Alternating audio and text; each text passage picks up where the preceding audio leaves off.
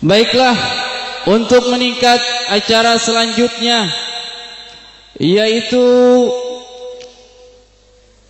ceramah agama yang akan disampaikan oleh guru kita Al-Mukarram wal Mukhtaram Al-Habib Bahar bin Ali bin Semit. Kepada beliau kami persilakan dengan segala hormat. Sallu ala Muhammad, sallu ala Nabi.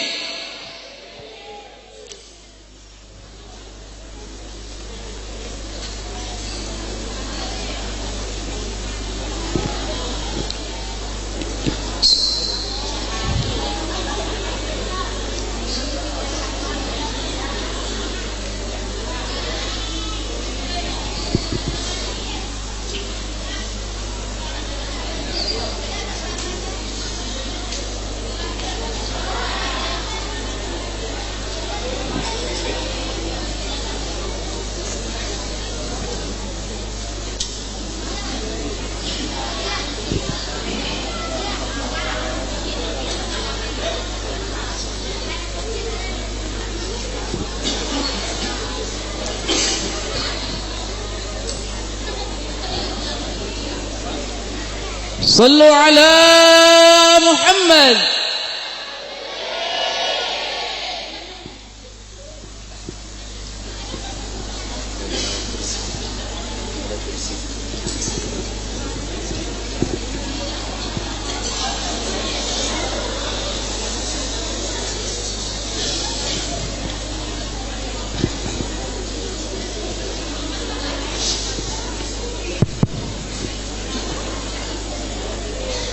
Assalamualaikum warahmatullahi wabarakatuh.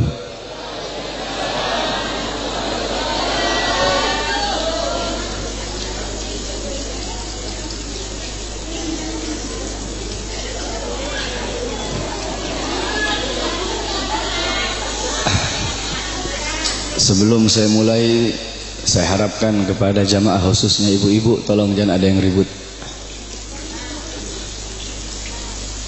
Bismillahirrahmanirrahim. Alhamdulillahi dzil jalali wa syari'il harami wal halali.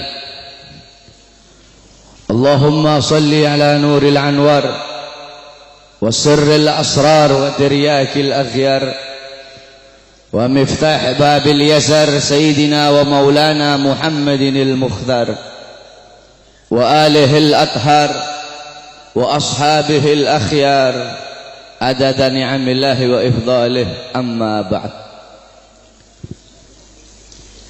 Yang saya cintai, yang saya muliakan, para alim ulama, para kiai, para asatid, para tokoh masyarakat, wabil khusus ketua DKM masjid, imam masjid, pengajar-pengajar di masjid,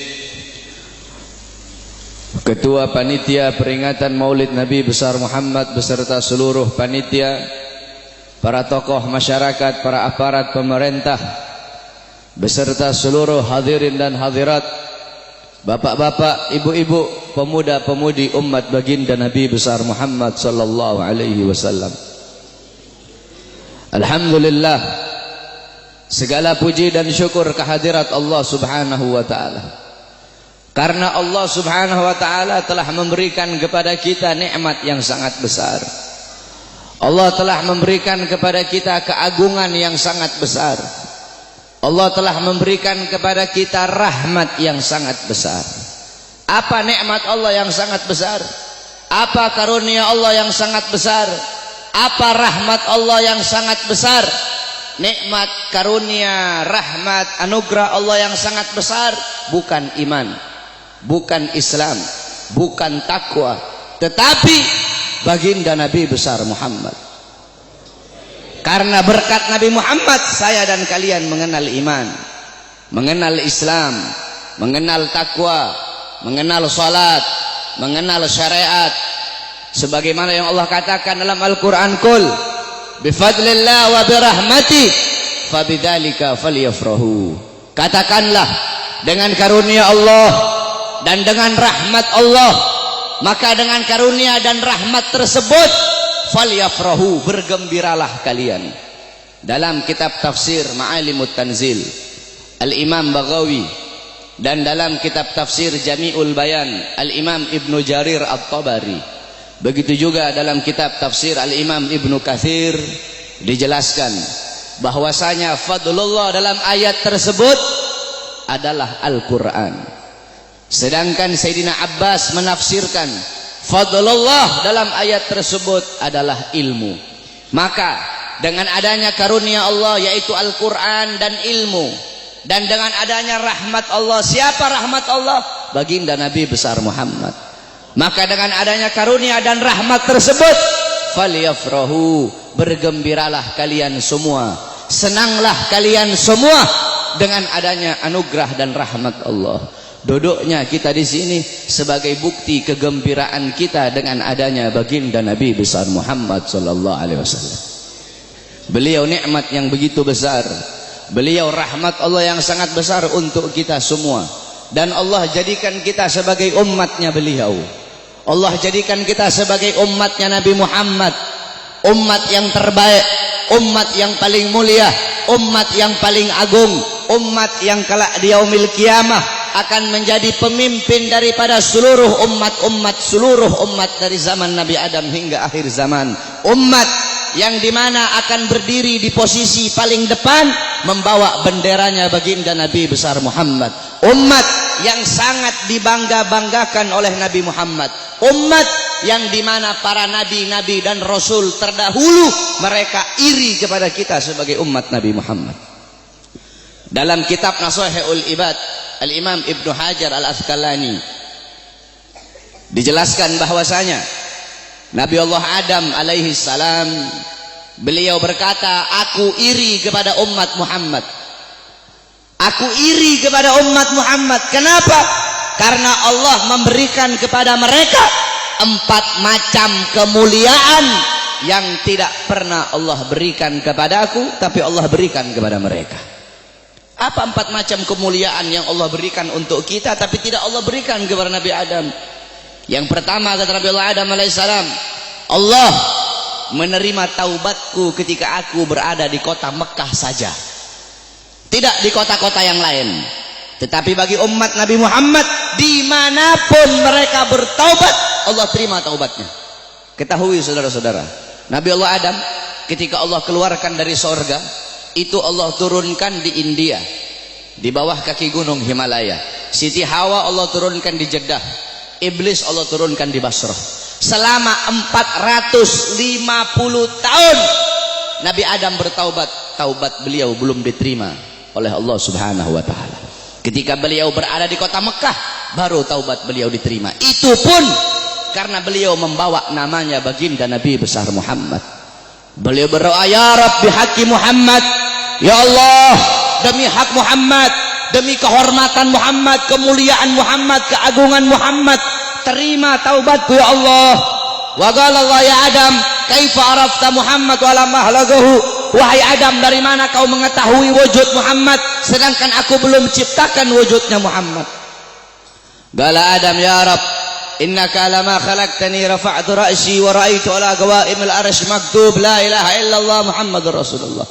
Ya Allah, ketika kau tiupkan ruh, aku angkat kepalaku ke atas dan aku lihat di tiang-tiang arsy, di tiang-tiang sorga tertulis la ilaha illallah Muhammadur Rasulullah. Dari situ aku tahu bahwasanya Muhammad bukan manusia biasa. Sebab tidak mungkin engkau akan meletakkan nama makhluk di samping namamu, kecuali pasti makhluk itu makhluk yang paling kau cintai ya Allah. Makanya aku bawa nama Muhammad dalam pertaubatanku kepadamu dengan harapan agar engkau menerima taubatku.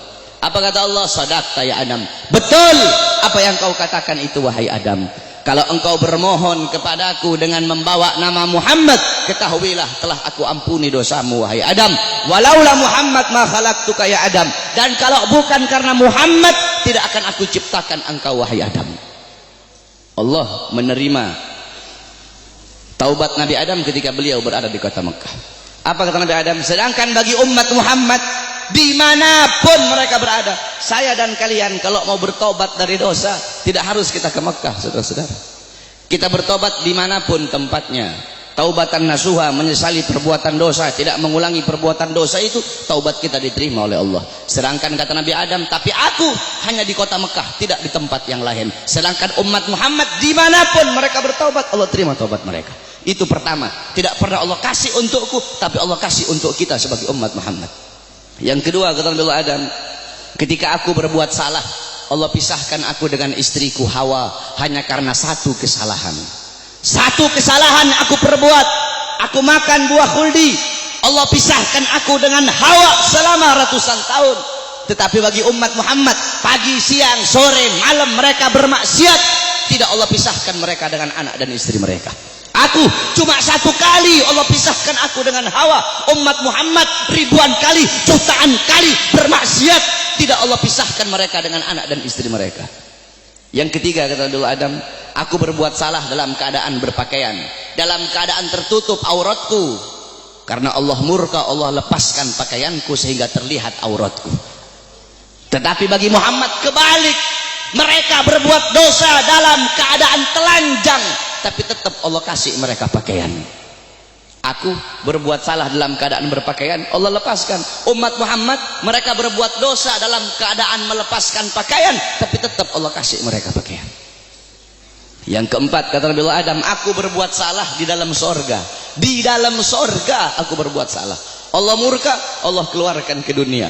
Umat Muhammad kebalik, mereka berbuat dosa di dunia, tapi kalau bertaubat, taubatnya diterima, mereka meninggal husnul khatimah, Allah masukkan mereka ke sorga. Kebalik kata Nabi Adam, aku berbuat salah di sorga, Allah keluarkan ke dunia. Umat Muhammad berbuat dosa di dunia, Allah masukkan mereka ke sorga. Aku iri kepada umat Muhammad, sungguh aku ingin menjadi umat Muhammad, kata Nabi Allah Adam alaihissalam. Lihat bagaimana kemuliaan umatnya Nabi Muhammad. Nabi Musa alaihissalam ketika beliau naik ke Tur Sina, naik ke Bukit Sina, beliau berdoa, ya Allah, aku ingin melihat cahayamu, aku ingin melihat zatmu, aku ingin melihat wajahmu, ya Allah. Apa kata Allah? Wahai Musa, kau tidak akan sanggup, kau tidak akan kuat untuk melihat cahayaku, wahai Musa. Ketahuilah, antara diriku dengan hamba-hambaku ditutupi dengan 70.000 hijab, 70.000 penghalang yang menutupi antara diriku dengan hamba-hambaku. Al-Imam Ghazali menjelaskan, penghalang Allah itu Allah ciptakan dari cahaya, dari air, dan dari kegelapan. Di dalam penghalang Allah ada suara gemuruh air, ada suara air yang sedang mengalir. Itu dalam penghalang Allah. Andaikan saya dan kalian manusia biasa, Allah perdengarkan telinga kita ini untuk bisa mendengar suara air yang ada dalam penghalang Allah, saking ketakutan hati kita ini akan copot dari badan. Hati kita ini keluar sendiri dari badan, saking dahsyat penghalangnya Allah. Andaikan Allah buka satu penghalang, Allah perlihatkan kepada gunung, gunung akan hancur tenggelam, tidak akan muncul sampai datangnya hari kiamat. Apa kata Allah? Wahai Musa, 70.000 penghalang ini tidak akan aku buka untuk siapapun kecuali untuk Muhammad dan untuk umat Muhammad. Apa kata Nabi Allah Musa alaihissalam? Ya Allah, kalau begitu jadikanlah aku bagian daripada umat Muhammad. Nabi Musa ingin menjadi umat Nabi Muhammad. Bahkan diriwayatkan bahwasanya Sayyidina Syekh Abil Hasan Asyadili, pengarang Hizbul Bahar, Hizbun Nasr, pengarang kitab Mafakhirul Aliyah, beliau pernah bermimpi, saudara-saudara. Ketika beliau bermimpi, dalam mimpinya beliau melihat ada Nabi Muhammad dan ada Nabi Musa sedang ngobrol.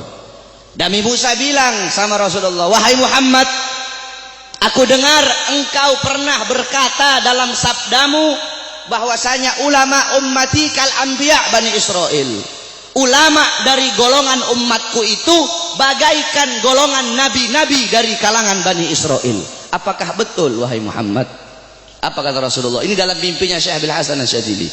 Apa kata Rasulullah? Iya betul, ulama umatku itu kepintarannya kepintarannya itu sama seperti kepintaran nabi-nabi dari kalangan Bani Israel. Kata Nabi Musa, coba seperti apa sih ulama umatmu itu? Aku pengen lihat coba. Nabi Muhammad memanggil Al-Imam Ghazali di dalam mimpinya Syekh Abil Hasan Asyadili. Imam Ghazali dipanggil oleh Nabi Muhammad. Nabi Muhammad bilang, ini salah satu daripada ulama umatku yang aku banggakan. Akhirnya kata Nabi Musa, siapa namamu? Kata Imam Ghazali apa? Ana Muhammad bin Muhammad bin Muhammad. Kata Nabi Musa, stop. Wahai Rasulullah, ini kamu bilang pinter.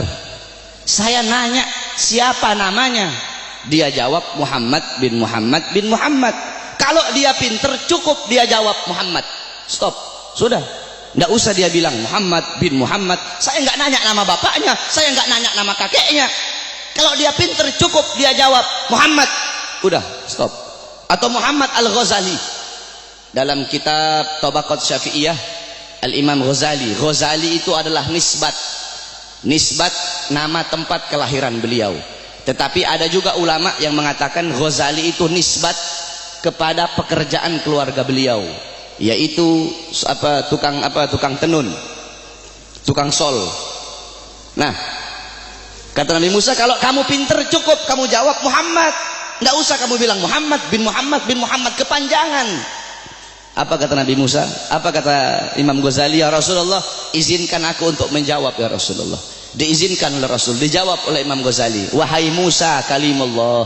Dulu Allah pernah nanya, wahai Musa, apa yang ada di tanganmu?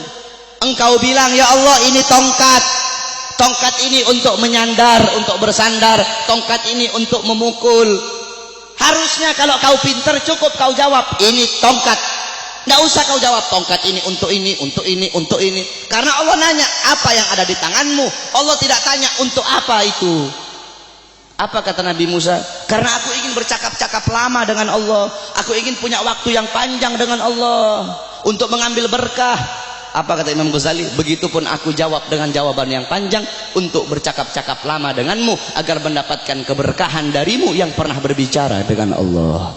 Baru diakui oleh Nabi Musa kepintaran ulama daripada umatnya Nabi Muhammad sallallahu alaihi wasallam. Coba kau lihat dalam kitab Khasaisul Ummatul Muhammadiyah, dalam kitab keutamaan kekhususan yang Allah kasih kepada umat Nabi Muhammad, umat terdahulu, saudara-saudara, kalau mereka berbuat dosa, Allah tidak segampang akan mengampuni dosa mereka. Bani Israel kalau mereka berbuat dosa, mereka harus cari jurang yang tinggi, loncat ke bawah sampai mati, baru diterima taubatnya oleh Allah. Kita tidak, Allah kasih kemudahan. Umat terdahulu kalau anggota tubuh mereka ada yang terkena najis, harus dihilangkan dengan kulit-kulitnya. Kita tidak, terkena najis cukup hilangkan najis itu. Kalau menggoladoh najisnya berat, pakai air dicampur dengan tanah. Allah kasih kita kemudahan, Allah kasih kita keutamaan. Kenapa? Karena kita adalah umat Nabi Muhammad. Kuntum khairu ummatin ukhrijat linnas. Kamu sekalian umat yang paling bagus, umat yang paling baik, umat yang paling utama, umat yang paling mulia yang Allah keluarkan untuk segenap manusia. Kenapa kau jadi umat yang terbaik? Kenapa kau jadi umat yang termulia? Bukan karena salatmu, ibadahmu, amalmu, ilmumu, bukan. Tapi karena kau, saya adalah umatnya Nabi Muhammad. Kita menjadi mulia karena kemuliaan Nabi Muhammad. Makkah menjadi kota yang mulia karena Makkah kota kelahiran Nabi Muhammad. Madinah menjadi kota yang mulia karena Madinah kota hijrah dan kota wafatnya Nabi Muhammad. Hajar Aswad menjadi batu yang mulia karena Hajar Aswad pernah dicium oleh bibirnya Nabi Muhammad. Buraq menjadi kendaraan yang mulia karena Buraq pernah ditunggangi oleh Nabi Muhammad. Bahkan ada salah satu ulama yang mempertanyakan, siapa yang lebih mulia, sendalnya Nabi atau malaikat Jibril alaihi salam? Jibril alaihi salam tidak pernah berjumpa langsung dengan Allah, tetapi Nabi Muhammad bahkan sendalnya telah berjumpa dengan Allah. Dalam kitab Al-Anwar Al-Bahiyah dijelaskan sendalnya Nabi berjumpa dengan Allah. Kenapa sandal itu menjadi mulia? Sandal itu menjadi mulia karena dipakai oleh kaki yang mulia, kakinya baginda Nabi besar Muhammad. Pernah seseorang bertanya kepada salah satu ulama, siapa yang lebih mulia, Ka'bah ataukah makbarahnya Nabi? Ka'bah atau kuburnya Nabi yang lebih mulia? Apa jawab ulama itu? Kalau kita lihat dari kuburnya, maka Ka'bah lebih mulia.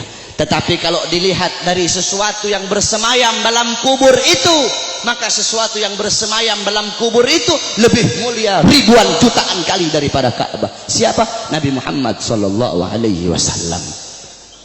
Kita menjadi mulia karena Nabi Muhammad. Ma madahtu Muhammadan bi qasidati walakin mudiha qasidati bi Muhammadin. Tidaklah aku memuji Nabi dengan syairku, aku tidak memuliakan Nabi dengan syairku, aku tidak mengagungkan Nabi dengan syairku, tetapi syairku yang menjadi mulia karena telah memuliakan Nabi Muhammad. Syairku yang menjadi agung karena telah mengagungkan Nabi Muhammad. Syairku yang menjadi terpuji karena telah memuji Nabi Muhammad. Kalian nih, kalian semua yang duduk di sini merayakan Maulid Nabi. Nabi Muhammad tidak butuh, tapi kita yang butuh untuk merayakan Maulid Nabi Muhammad. Kamu duduk di sini memuliakan Nabi, mengagungkan Nabi. Nabi tidak butuh, tapi kamu yang butuh untuk memuliakan dan mengagungkan Nabi Muhammad. Kamu duduk di sini bersolawat kepada Nabi, memuji Nabi, mengagungkan Nabi. Itu tidak akan menambahkan kemuliaan Nabi. Kalau dengan kamu bersolawat menambahkan kemuliaan Nabi, berarti Nabi butuh dengan solawatmu. Nabi tidak butuh, tapi kamu dan saya yang butuh dengan bersolawat kepada Nabi. Kita memuliakan Nabi tidak akan menambahkan kemuliaan Nabi, tapi itu menambahkan kemuliaan kita. Kita tidak bersolawat, tidak mengagungkan beliau, itu juga tidak akan mengurangi kemuliaan beliau.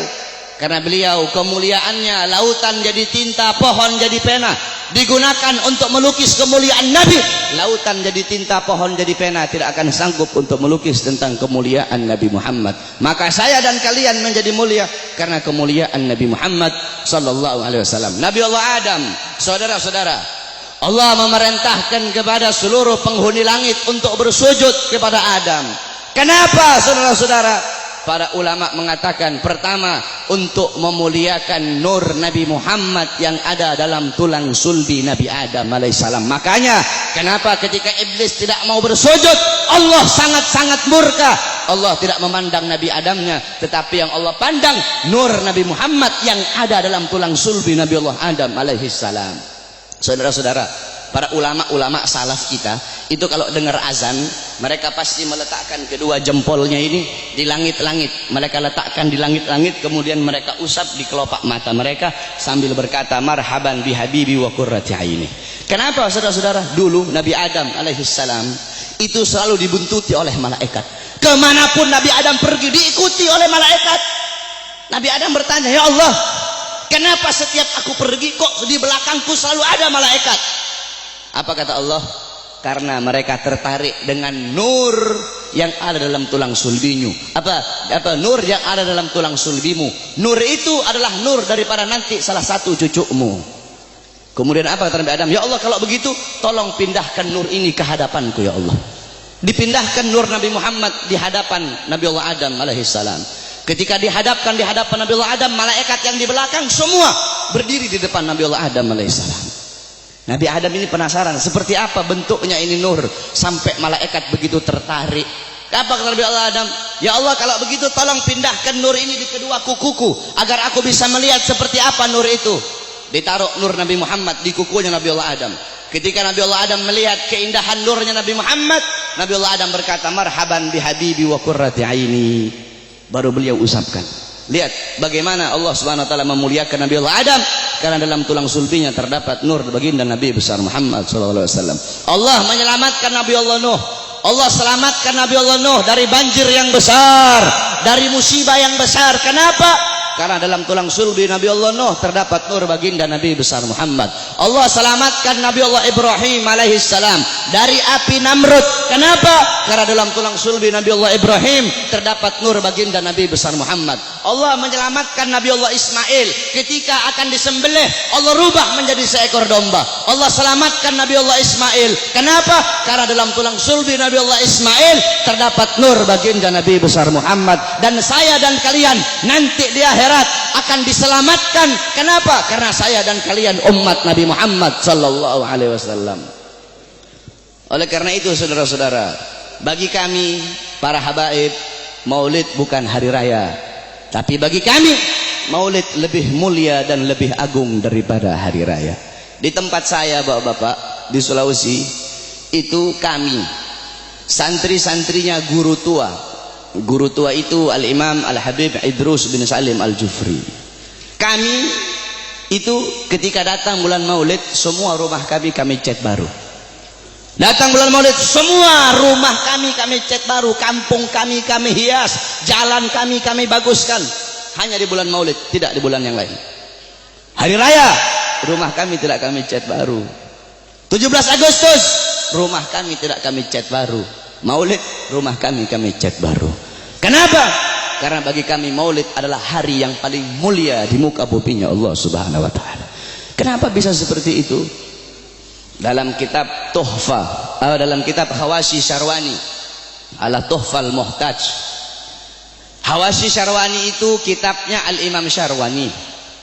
Tuhfal Muhtaj itu kitabnya Al-Imam Ibnu Hajar Al-Haytami. Yang dimana Tuhfal Muhtaj adalah syarah daripada kitab Minhajut Talibin Al-Imam Nawawi. Jadi kalau ente orang belajar fikih, ada namanya matan, ada namanya syarah, ada namanya hawashi. Matan itu isi, syarah itu penjelasan daripada matan, hawashi penjelasan lebih rinci daripada syarah. Jadi matan diberi syarah, syarah diberi hawashi. Matannya itu Minhajut Talibin Imam Nawawi, disyarahkan oleh Imam Ibnu Hajar Al-Haytami, yaitu Tuhfal Muhtaj, syarah Minhaj. Tuhfal Muhtaj kemudian dijelaskan lagi oleh Al-Imam Syarwani yang diberi nama Hawashi Syarwani. Dalam kitab Hawashi Syarwani dijelaskan bahwasanya inna afdhalal layali, sesungguhnya paling mulianya malam itu, paling utamanya malam itu, yaitu malam kelahiran baginda Nabi besar Muhammad. Setelah malam kelahiran Nabi baru malam Lailatul Qadar. Setelah malam Lailatul Qadar baru malam Isra. Setelah malam Isra setelah malam Lailatul Qadar malam Jumat. Setelah malam Jumat baru malam Isra. Kenapa malam kelahiran Nabi menjadi malam yang paling mulia? Kenapa malam kelahiran Nabi menjadi malam yang paling agung? As-Sayyid Al-Habib Muhammad bin Alwi Al-Maliki, beliau mengutip perkataan daripada Al-Imam Haramain Sayyid Amin Qutbi. Beliau berkata, Sayyid Amin Qutbi berkata, ya Lailatul Itsnin, madza safahat, wahai malam Senin, apa yang telah menyapamu? Wahai malam Senin, apa yang telah menyapamu? Kau begitu mulia, kau begitu agung, engkau begitu wangi, wahai malam Senin. Berawal hari-hari yang mulia dalam Islam, semua berawal darimu. Adanya Idul Fitri, adanya Idul Adha, adanya Ramadan, adanya Rajab, adanya Fathul Makkah, adanya kemenangan perang Badar, adanya Lailatul Qadar, adanya hari Jumat, adanya malam Jumat, adanya 10 Muharram, semua berawal darimu wahai malam Senin. Kenapa?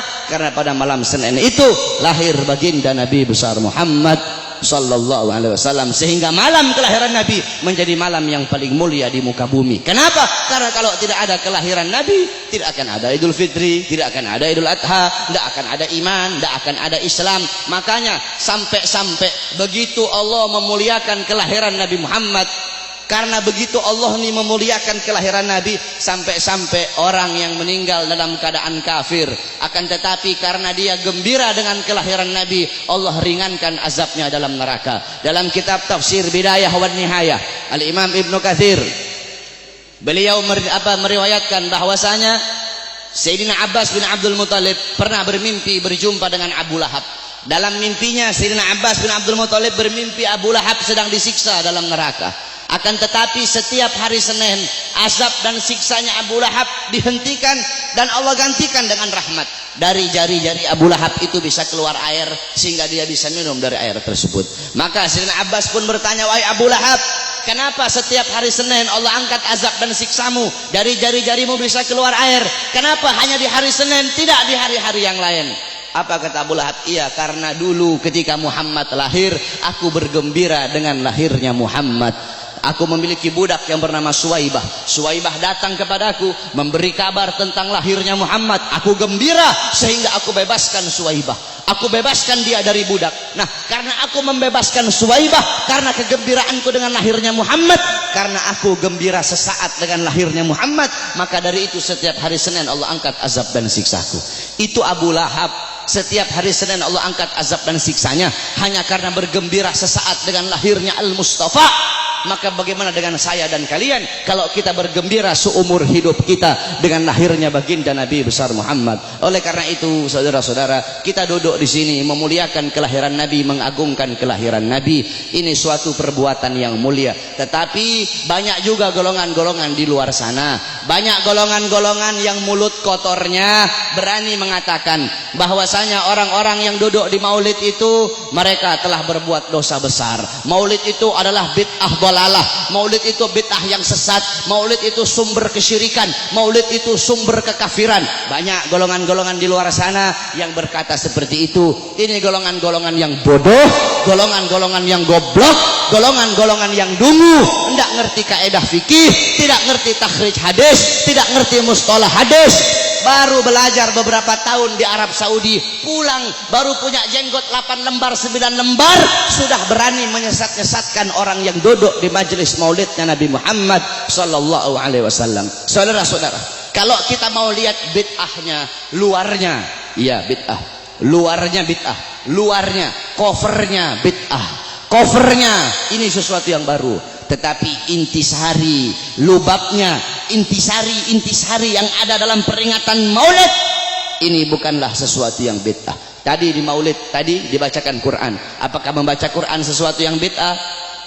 Kau duduk di sini, kita saling makan sama-sama. Nanti selesai acara makan bareng-bareng. Dalam kitab dijelaskan Nabi Allah Ibrahim menjadi Khalilullah. Nabi Ibrahim itu jadi kekasih Allah karena 3 sebab. Pertama, Nabi Ibrahim lebih memilih perintah Allah daripada perintah selain Allah. Yang kedua, Nabi Ibrahim tidak pernah makan sendiri. Nabi Ibrahim itu kalau makan pasti bareng-bareng, pasti sama-sama. Kalau beliau cuma sendiri, beliau rela jalan kaki berkilo-kilo hanya untuk cari teman untuk makan sama-sama. Kita duduk di sini mengikuti sunnah Nabi Allah Ibrahim. Nabi Muhammad juga makannya selalu bersama-sama. Apakah ini sesuatu yang bid'ah? Tidak. Kita duduk di sini saling menyebarkan salam. Apakah menyebarkan salam sesuatu yang bid'ah?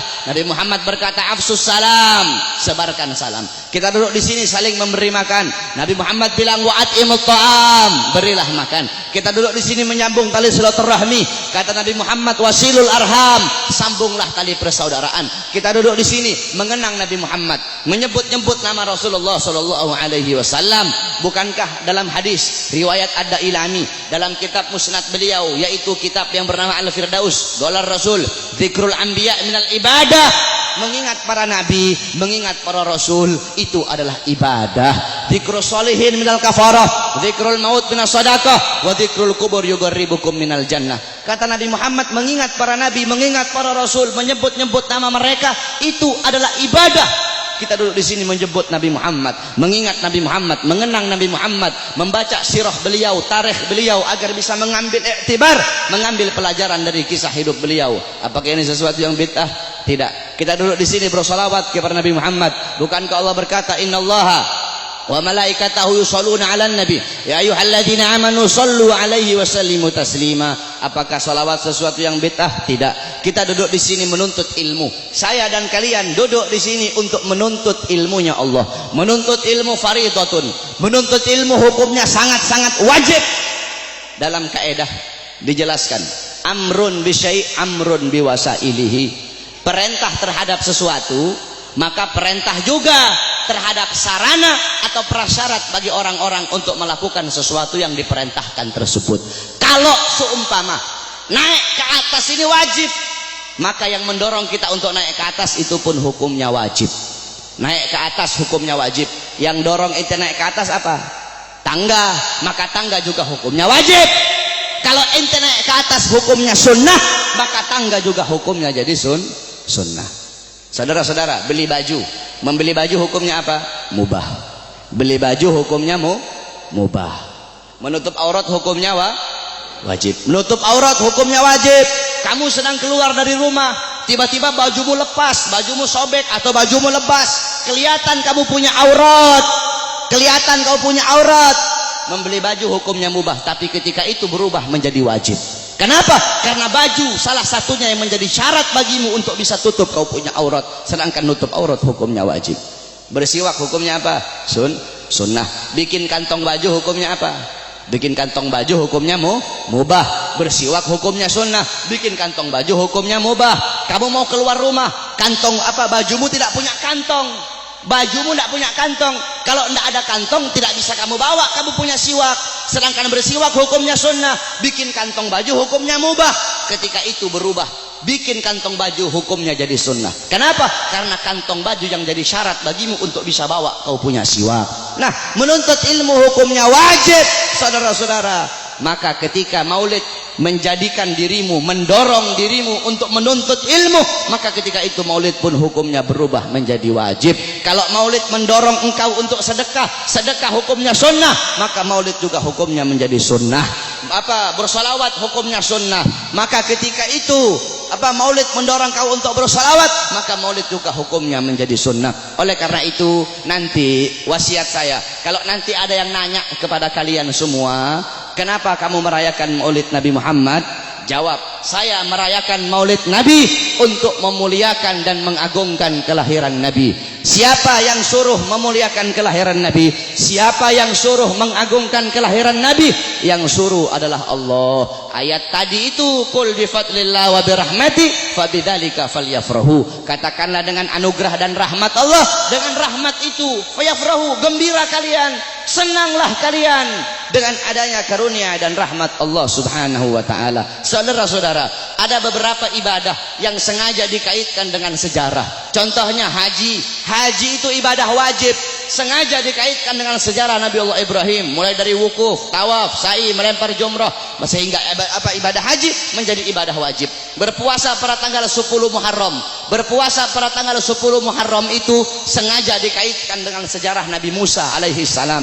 Ketika Rasulullah nanya sama Yahudi Madinah, kenapa kalian berpuasa pada tanggal 10 Muharram? Kata Yahudi Madinah, karena kami bersyukur atas selamatnya Nabi Musa dari kejaran tentara Fir'aun. Apa kata Rasulullah? Nahnu haqqu bi Musa minkum. Kami lebih berhak atas Musa daripada kalian. Rasul pun memerintahkan para sahabat untuk berpuasa pada tanggal 10 Muharram, sehingga berpuasa pada 10 Muharram menjadi ibadah sunnah. Saudara-saudara, para ulama mengatakan, jikalau perhatikan kata-kata ini, jikalau berpuasa pada tanggal 10 Muharram menjadi ibadah sunnah karena bersyukur atas selamatnya Nabi Musa, maka bagaimana dengan terselamatkan seluruh alam semesta ini berkat adanya Nabi Muhammad? Selamat Nabi Musa, kalian bersyukur dengan berpuasa di tanggal 10 Muharram. Maka bagaimana dengan terselamatkan seluruh alam semesta berkat Nabi Muhammad sallallahu alaihi wasallam. Saudara-saudara, kita ini udah telat. Saya dan kalian udah telat, saudara-saudara. Yang pertama kali memuliakan kelahiran Nabi, yang pertama kali mengagungkan kelahiran Nabi adalah Allah Subhanahu wa taala. Tetapi Allah punya cara lain.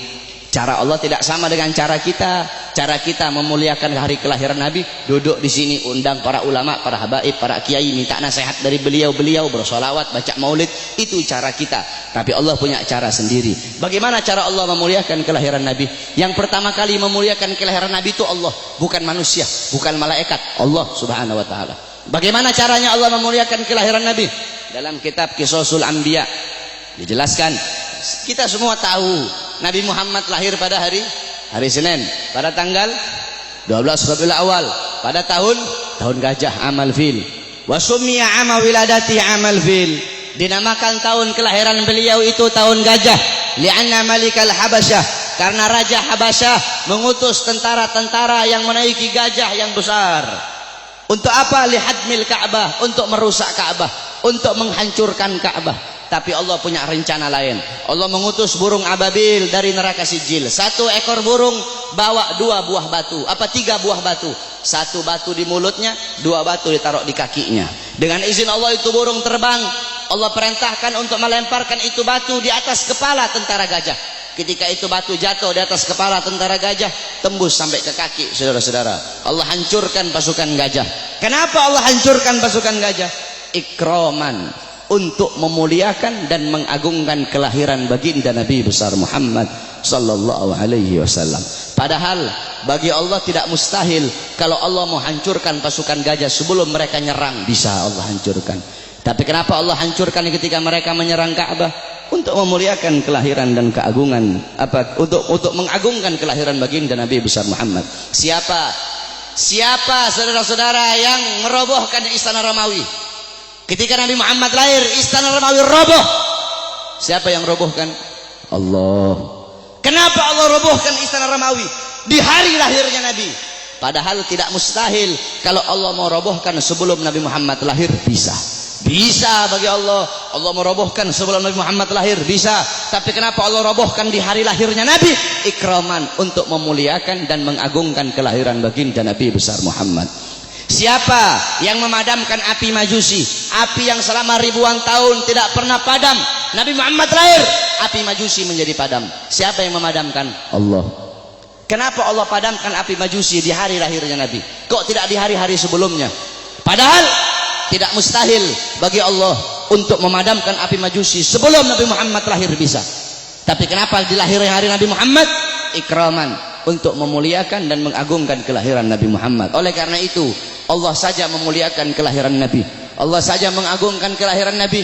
Maka kita siapa kok tidak memuliakan dan tidak mengagungkan kelahiran baginda Nabi besar Muhammad sallallahu alaihi wasallam. Oleh karena itu saudara-saudara, cintai beliau, jadikan beliau sebagai teladanmu, jadikan beliau sebagai pedomanmu, jadikan beliau sebagai idolamu. Nabi Muhammad mencintai kalian, Nabi Muhammad sangat cinta kepada kalian, sampai-sampai kata Sayyidina Ali, Sayyidina Ali karramallahu wajha, inna Rasulillah fi akhir nafsi harrakat syafataihi marratain fa'algaitu sam'i fasami'tuhu yaqul ummati ummati faqubida Rasulullah sallallahu alaihi wasallam wa qala law kanatid dunya tadumu li wahidin la kana Rasulullah fiha mukhallada. Apa kata Sayyidina Ali pada saat detik-detik terakhir nafasnya Nabi Muhammad? Aku melihat beliau menggerakkan bibirnya dengan 2 kali gerakan. Aku dekatkan telingaku, aku mendengar beliau berkata ummati ummati faqubida Rasul, dan meninggal Nabi Muhammad.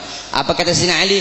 Lau kanatid dunya tadumu li wahidin la kana Rasulullah fiha mukhallada. Andaikan bisa satu wujud hidup abadi di muka bumi, yang paling pantas itu cuma Nabi Muhammad. Saking mulianya Nabi besar Muhammad sallallahu alaihi wasallam.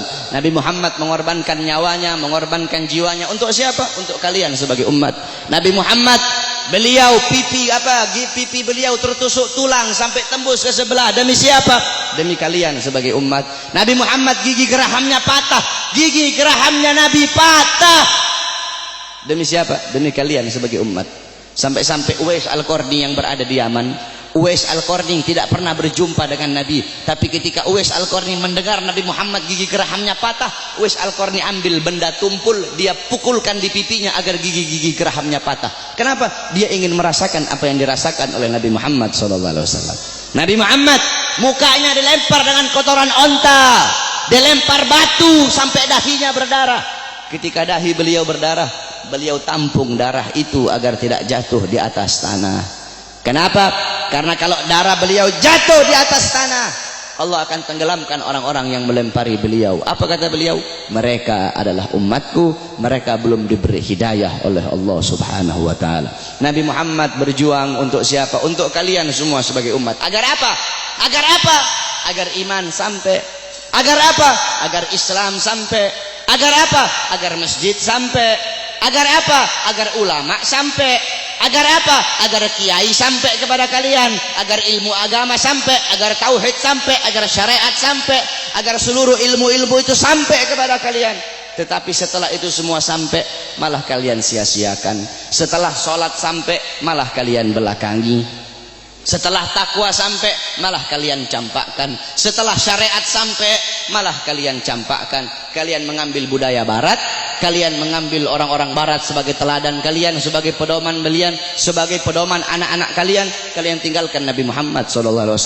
Mulutmu mengaku umat Nabi, saya umat Nabi, saya umat Islam, tapi kau tidak sholat.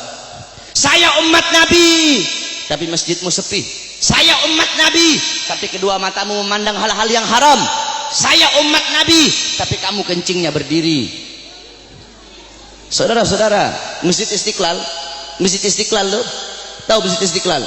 Itu bodoh DKM-nya itu. Kenapa bodoh? Karena mereka bikin tempat kencing berdiri, saudara-saudara. Masjid itu bikin tempat kencing duduk. Masjid bikin tempat kencing berdiri, udah kayak bandara aja. Dorong orang-orang untuk bikin sunnah, dorong orang-orang untuk melakukan sunnah. ente ketua masjid, orang-orang yang ada di masjid bikin tempat kencingnya duduk.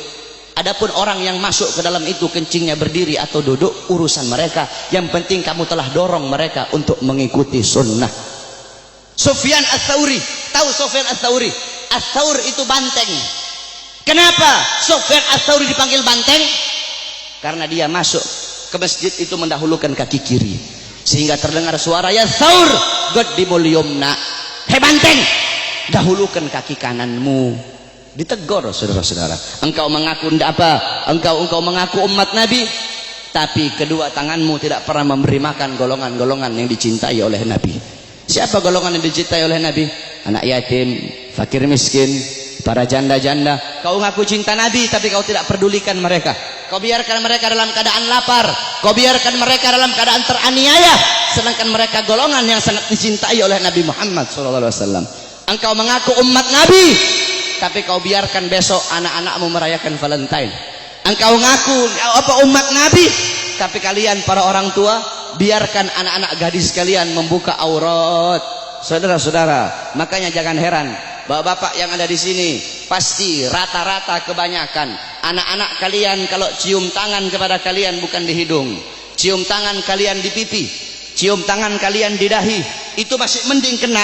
Ada yang sampai nggak kena udah dilepas. Padahal harusnya seorang anak itu cium tangan di bawah hidung, bukan di atas hidung. Cium tangan di bawah hidung, kemudian dihirup udara tangan itu, tangan orang tua. Begitu cara anak-anak cium tangan. Tapi kenapa anak-anakmu cium tangan di pipi, anak-anakmu cium tangan di dahi? Karena kalian sebagai orang tua tidak pernah mendidik anak-anak kalian dengan didikannya Nabi Muhammad SAW. Jangan heran anak-anakmu melotot di hadapan kalian, anak-anak kalian membantah perintah kalian. Ada zaman sekarang anak bunuh bapak, anak bunuh ibu, anak masukkan ibunya dalam penjara. Jangan kau salahkan, kenapa kalian sebagai orang tua tidak pernah mendidik anak-anak kalian dengan didikan agama. Laisal mar'u yuladu aliman, tidak ada seseorang dilahirkan dalam keadaan alim, tidak ada. Saudara-saudara, kewajiban kalian sebagai orang tua untuk mendidik anak-anak kalian dengan didikan agama. Bapak-bapak zaman sekarang sibuk cari uang, sibuk cari harta, pagi siang sore malam keluyuran cari uang. Untuk apa? Untuk ngasih makan jasmani anak-anaknya. Untuk apa? Untuk memberi makan jasmani anak-anaknya. Tetapi lupa kalian beri makan jiwa, hati, dah apa? Jiwa anak-anak kalian, hati anak-anak kalian, ruh anak-anak kalian lupa kalian kasih makan. Apa makanan hati bagi anak-anak kalian? Makanan hati bagi anak-anak kalian adalah ilmu. Hati 3 hari tidak kena ilmu, hati itu mati. Maka tanyakan kepada diri kalian sebagai orang tua, telah berapa lama kalian menjadi sebab hati anak-anak kalian mati? Kenapa anakmu tidak kau masukkan pondok? Kenapa anakmu tidak kau masukkan pesantren? Kenapa anakmu tidak kau ajarkan Quran? Kenapa kau lebih pentingkan SD-nya, SMP-nya, SMA-nya? Bukan berarti tidak boleh sekolah SD, tidak boleh sekolah SMP, tidak boleh sekolah SMA. Tidak apa-apa sekolahkan anakmu SD, SMP, SMA. Tetapi agama jangan kau belakangi, Al-Qurannya jangan kau belakangi. Kenapa anakmu tidak mondok? Aduh, saya lebih milih sekolah. Kalau nanti anak saya mondok, bagaimana masa depannya nanti? Orang tua goblok itu kalau ada yang seperti itu, saudara-saudara. Kalau anak saya mondok, anak saya jadi ustadz, anak saya jadi Quran, jadi ahli Quran, gimana masa depannya nanti? Gimana nasibnya? Orang tua goblok itu kalau ada yang seperti itu, saudara-saudara. Kau lihat zaman sekarang, SD, SMP, SD udah tahu mabok, SD udah tahu melacur, SD udah tahu zina, itu SD. Bagaimana SMP-nya? Itu SMP, bagaimana SMA-nya? Saudara-saudara, jangan kau pentingkan pendidikan dunia anak-anakmu, tapi lebih pentingkan pendidikan akhirat anak-anakmu. Didik dengan didikan Nabi. Adabani Rabbi fa ahsana ta'dibi. Allah yang mendidikku, Allah yang mengajariku, sehingga sebaik-baiknya pendidikan adalah pendidikanku. Nanti ini tanggal 13, besok tanggal 14, kau lihat yang paling banyak merayakan Valentine di jalan-jalan, saudara-saudara. Yang paling banyak merayakan Valentine bukan orang Kristen. Yang paling banyak merayakan Valentine bukan orang Buddha, bukan orang Hindu, bukan orang Katolik, bukan Yahudi, bukan Nasrani. Yang paling banyak merayakan Valentine di Indonesia adalah anak-anak kita, saudara-saudara, anak-anak Islam, putra-putri Islam, putra-putrimu yang paling banyak merayakan Valentine. Valentine itu adalah harinya orang-orang Romawi. Valentine itu adalah mengenang kematian si siapa, Santa Valentino atau siapa itu namanya orang-orang Romawi itu. Man tashabbaha biqaumin fahuwa minhum. Kata Rasulullah, barang siapa yang mengikuti suatu kaum, maka dia sama dengan kaum tersebut. Engkau mengikuti orang Romawi, engkau mengikuti orang Barat, engkau mengikuti orang kafir, mengikuti budaya mereka, mengikuti adat istiadat mereka, mengikuti hari-hari besar mereka, engkau sama seperti mereka. Mereka dilaknat, engkau pun akan dilaknat oleh Allah Subhanahu wa taala. Memang betul kata Nabi Muhammad. Nabi Muhammad sallallahu alaihi wasallam, beliau pernah bersabda, la taqumus saah. Kata beliau, tidak akan terjadi hari kiamat, kata beliau, hatta sehingga kata beliau, ta'khuda ummati, umatku mengambil jejak, umatku itu mengikuti jejaknya siapa? Jejaknya orang-orang sebelum mereka. Jejak orang-orang sebelum mereka, kata Nabi Muhammad sallallahu alaihi wasallam. Shibran bi shibrin, sejengkal demi sejengkal, kata Nabi Muhammad. Wa dhira'an bi dhira'in, sehasta demi sehasta, kata Nabi Muhammad. Fakila, kemudian ada di situ salah satu sahabat yang berkata, ya Rasulullah, maksudnya apa maksudnya kurun golongan-golongan sebelum mereka itu, apakah mereka ya Rasulullah, kata salah satu sahabat, apakah orang Persia, Warum dan orang-orang Romawi?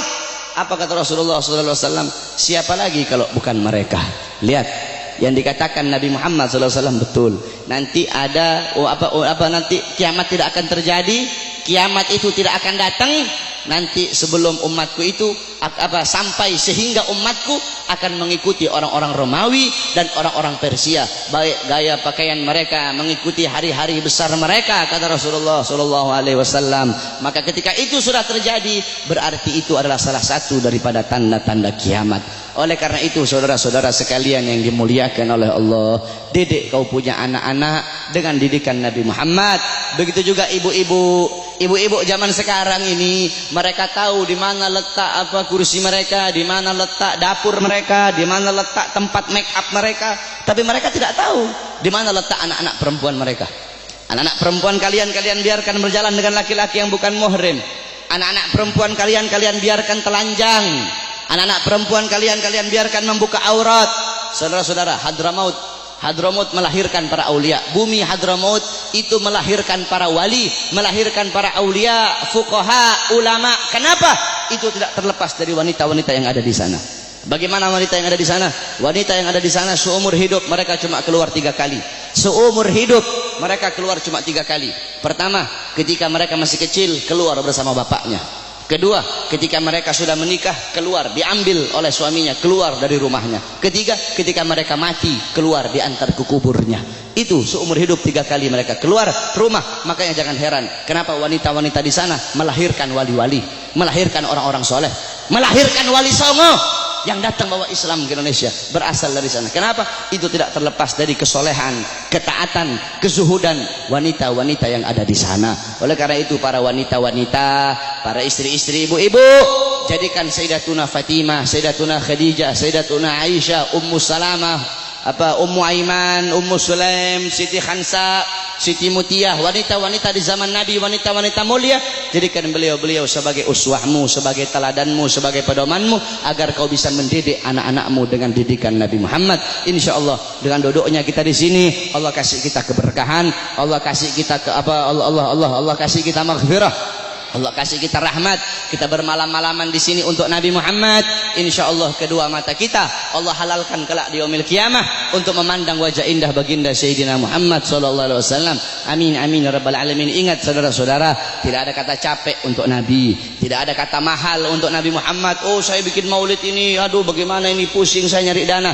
Tidak ada kata mahal untuk Nabi Muhammad. Untuk Nabi triliunan itu tidak ada harganya. Kau bikin maulid, kalian nih takmir masjid bikin maulid, jangankan habis 1 triliun, kalian habis 100 triliun, itu murah untuk Nabi Muhammad sallallahu alaihi wasallam. Tidak ada kata mahal untuk Nabi Muhammad. Saudara-saudara, Nabi Muhammad Sayyidatuna Khadijah semua hartanya habis. Sayyidina Utsman, Sayyidina Umar, Sayyidina Abu Bakar, sampai-sampai sebelum Sayyidatuna Khadijah meninggal, apa kata beliau? Wahai suamiku, hartaku semua sudah habis. Nanti kalau aku mati nih, kamu butuh uang, kau gali kuburku, ambil tulang-tulangku, kau jual untuk Islam. Sampai segitunya, tidak ada kata mahal. Nah ini kita kadang untuk Nabi kita capek. Untuk Nabi, ayo udah kemalaman nih, tidak ada kata kemalaman untuk Nabi. Aduh mau ngaji, aduh hujan nih, tidak ada kata hujan untuk Nabi Muhammad. Aduh mau pergi maulid jauh, tidak ada kata jauh untuk Nabi Muhammad. Ini jangan jadi banci ente. Untuk Nabi capek, untuk Nabi jauh, tidak ada kata jauh untuk Nabi Muhammad. Pakai gaya-gaya, pakai baju my trip, my adventure, tetapi hadir-hadir di maulid tidak mau, sholat ke masjid tidak mau. Banci itu, bukan laki-laki itu, saudara-saudara. Oleh karena itu sekali lagi, para anak-anak muda, jadilah kalian anak-anak muda yang baik, jadi kalian anak-anak muda yang bagus. Jangan kau ikut orang-orang Yahudi, jangan kau ikut orang-orang Nasrani. Mereka tidak bakal bikin kau baik, mereka tidak bakal bikin kau bagus, mereka bakal bikin kau buruk, mereka bakal bikin kau terjerumus ke dalam kezaliman, terjerumus ke dalam maksiat, mungkarat, dolalat, sayyiat. Karena apa, saudara-saudara? Nasib desamu nih, nasib kampungmu semua ini ke depan, nasib masjid ke depan, desamu ke depan, itu tergantung anak-anak muda. Kalau anak-anak mudamu baik, ke depan kampungmu jadi kampung yang baik. Tapi kalau anak-anak mudamu rusak, anak-anak mudamu bangsat, ke depan kampungmu akan jadi kampung yang bangsat. Kalau negara sekarang ini anak-anak mudanya baik, kenal Nabi, ke depan negara ini akan jadi negara yang baik. Tapi kalau anak-anak mudanya narkoba, anak-anak mudanya judi, anak-anak mudanya melacur, anak-anak mudanya mabuk, ke depan ini negara akan jadi negara bangsat, saudara-saudara. Tetapi kita berdoa kepada Allah, semoga Allah jadikan ini negara-negara aman, ini negara jadi negara yang baik, jadi negara yang makmur. Makmur bukan karena pejabatnya, makmur insya Allah karena doa-doa para ulama dan doa para solihin. Amin amin ya rabbal alamin. Ya Rabbana syarifna wa karimna bi ru'yati sayyidina al-Mustafa. Ya Rabbana syarifna wa karimna bi ru'yati sayyidina al-Mustafa. Kita doakan para ulama kita, para guru-guru, para ulama, para ustadz, para murabbi kita, semoga Allah panjangkan umur beliau-beliau, karena beliau-beliau pewaris Nabi, penyambung lidah Nabi, penerus perjuangan Nabi. Semoga Allah panjangkan umur-umur beliau, Allah permudah urusan dunia akhirat beliau, Allah sehatkan jasmani dan ruhani beliau, sehingga ilmu-ilmu beliau bermanfaat untuk kita semua. Amin amin ya rabbal alamin. Wal afu minkum. Wassalamualaikum warahmatullahi wabarakatuh.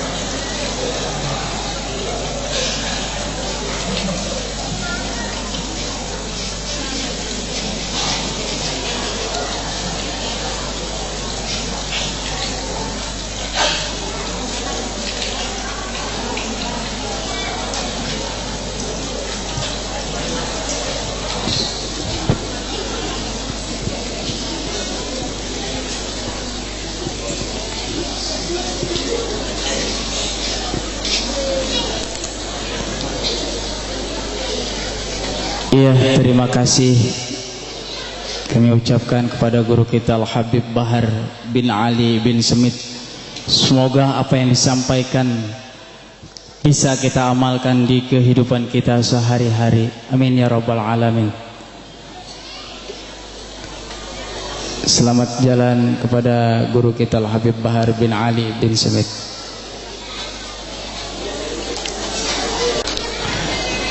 Iya, baiklah. Untuk meningkat acara yang selanjutnya, yaitu penutup atau doa yang insyaallah akan dipimpin oleh guru kita Al-Mukarram Al-Ustadz Mulia Jaya Muhammad, dan doa keduanya nanti Al-Mukarram Al-Ustadz Haji Abu Bashar, sarjana agama. Namun sebelum doa, kami mohon kepada panitia untuk menurunkan hidangan-hidangan yang telah disediakan. Kami mohon kepada panitia untuk menurunkan hidangan-hidangan yang telah disediakan. Terima kasih. Bapak-bapak, ibu-ibu, mohon jangan pulang terlebih dahulu, kita nikmati bersama-sama hidangan yang disediakan. Baiklah, saya selaku pembawa acara mohon dibukakan pintu maaf yang seluas-luasnya. Apabila ada kata-kata yang salah maupun tingkah laku saya atau ucapan saya yang menyinggung bapak-bapak sekalian, saya atas nama pribadi mohon dibukakan pintu maaf yang seluas-luasnya. Dan juga kami mengucapkan ribuan terima kasih kepada warga RW 08 dan juga RT 09 dan para donatur-donatur yang membantu untuk kegiatan untuk memperingati hari kelahiran Nabi besar kita Nabi Muhammad SAW. Semoga Allah balas dengan rizki yang berlipat-lipat ganda. Amin ya rabbal alamin. Baiklah, untuk acara selanjutnya yaitu penutup atau doa yang akan dipimpin oleh guru kita Al-Mukarram Al-Ustadz Mulia Jaya Muhammad. Dari saya, wassalamualaikum warahmatullahi wabarakatuh. Astaghfirullahaladzim, astaghfirullahaladzim, astaghfirullahaladzim. Falakal hamdu ya Allah, ya Maulana, ya Ma'bud. Bismillahirrahmanirrahim. Alhamdulillahi rabbil alamin. Hamdan syakirin, hamdan na'imin, hamdan yuwafi ni'amahu wa yukafi'u mazidah. Ya Rabbana lakal hamdu wa lakal mulku wa lakal syukru kama yanbaghi li jalalikal karim wa 'azimi sultanik. Allahumma salli ala sayyidina Muhammad wa ala ali sayyidina Muhammad. Allahumma ansurna fa innaka khairun nasirin waftah lana fa innaka khairul fatihin warhamna fa innaka khairur rahimin waghfir lana fa innaka khairul ghafirin warzuqna fa innaka khairur raziqin wahfazna fa innaka khairul hafidhin. Allahumma hdina wa najjina minal qawmil zalimin. Allahumma barik lana fi asma'ina wa absarina wa qulubina wa arwahina wa dhurriyyatina wa tub alaina innaka antat tawwabur rahim waj'alna syakirin tika musannina biha kabilina la hadim alaina. Allahumma anfa'na bima 'allamtana wa 'allimna ma yanfa'una waj'alna nafi'a rizqan halalan tayyiban mubarakah fid din wa dunya wal akhirah. Rabbana hab lana min azwajina wa dhurriyyatina qurrata a'yun waj'alna lil muttaqina imama. Rabbana hab lana minas solihin, Rabbana hab lana minas solihin, Rabbana hab lana minas solihin. Rabbana atina fid dunya hasanah wa fil akhirati hasanah wa qina adzaban nar. Sallallahu sayyidina Muhammadin wa ala alihi wa sahbihi ajma'in. Subhana rabbika rabbil izzati amma yasifun. Salamun alal mursalin walhamdulillahi rabbil alamin. Sirril Fatihah. A'udzu billahi minasyaitonir rajim. Bismillahirrahmanirrahim.